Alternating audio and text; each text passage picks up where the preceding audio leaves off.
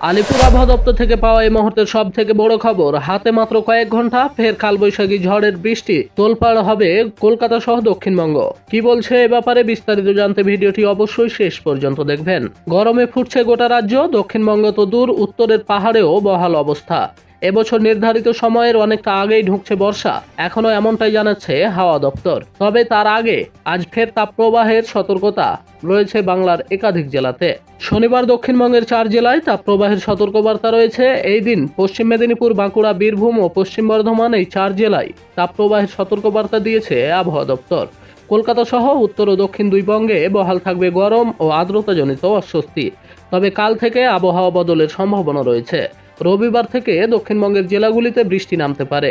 বৃষ্টির পাশাপাশি ঝোড়ো হাওয়া হতে পারে কালবৈশাখীও। 19 মে থেকে ফের ভিজবে দক্ষিণবঙ্গ। রবিবার পশ্চিমের প্রায় সব জেলাতেই বজ্রবিদ্যুৎ সহ বৃষ্টি হবে। সোম ও মঙ্গলবার রাজ্যের সমস্ত জেলাতেই হালকা থেকে মাঝারি বৃষ্টিপাতের পূর্বাভাস রয়েছে। 20 তারিখ পঞ্চম দফা ভোটের দিন বজ্রপাত সহ বৃষ্টি কলকাতা ও দক্ষিণবঙ্গের সমস্ত জেলাতেই হবে।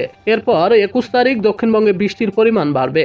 এদিন বেশি বৃষ্টির সম্ভাবনা হুগলি, পূর্ব ও পশ্চিম বর্ধমান, মুর্শিদাবাদ, বীরভূম ও নদিয়া জেলায়। আজ 18 তারিখে আলিপুরদুয়ার, কুচবিহার, দার্জিলিং, কালিম্পং এবং জলপাইগুড়ি উত্তরবঙ্গের এই 5 জেলায় হালকা থেকে মাঝারি বৃষ্টির পাশাপাশি ঝড়ের সম্ভাবনাও রয়েছে। রবিবার পর্যন্ত উত্তরে বৃষ্টি চলবে, পাশাপাশি উত্তরবঙ্গে হুড়মুড়িয়ে বেড়েছে তাপমাত্রাও। অপরদিকে আলিপুর আবহাওয়া দপ্তর সূত্রে খবর, 23 মে নাগাদ দক্ষিণ পূর্ব বঙ্গোপসাগর এবং আন্দামান সাগর সংলগ্ন এলাকাতে একটি নিম্নচাপ অঞ্চল তৈরি হতে পারে। একটা মাঝারি সম্ভাবনা রয়েছে যে তা দ্বিতীয় সপ্তাহের প্রথমে শক্তি বৃদ্ধি করে নিম্নচাপ হতে পারে দক্ষিণ পূর্ব বঙ্গোপসাগর এবং উত্তর আন্দামান সাগর এলাকায়। সেক্ষেত্রে তা পরবর্তীতে শক্তি বৃদ্ধি করে উত্তর এবং উত্তর পূর্ব দিকে অগ্রসর হতে পারে দ্বিতীয় সপ্তাহের শেষের দিকে।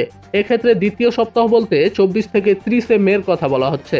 অর্থাৎ এটা স্পষ্ট যে সাইক্লোন তৈরি হবে কিনা তা স্পষ্ট নয়। ফলে তা তৈরি হলে কোথায় আছড়ে পড়বে, তার গতিবেগই বা কত হবে, এই প্রসঙ্গগুলি নিয়ে পূর্বাভাস দেওয়া সম্ভব নয়।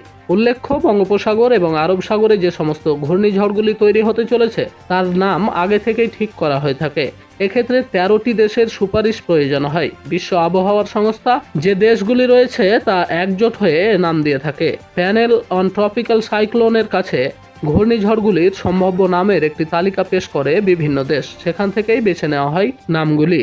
এক্ষেত্রে একটি নাম একের বেশি দেওয়া সম্ভব নয়। অতীতের সাইক্লোন মিগজাউম এর নাম দিয়েছিল মায়ানমার। সেক্ষেত্রে যদি বঙ্গোপসাগর এবং আরব সাগরের পরবর্তী কোনো ঘূর্ণিঝড় তৈরি হয় তার নাম হবে রিমাল, যা ওমানের দেওয়া নাম। এর অর্থ বালু।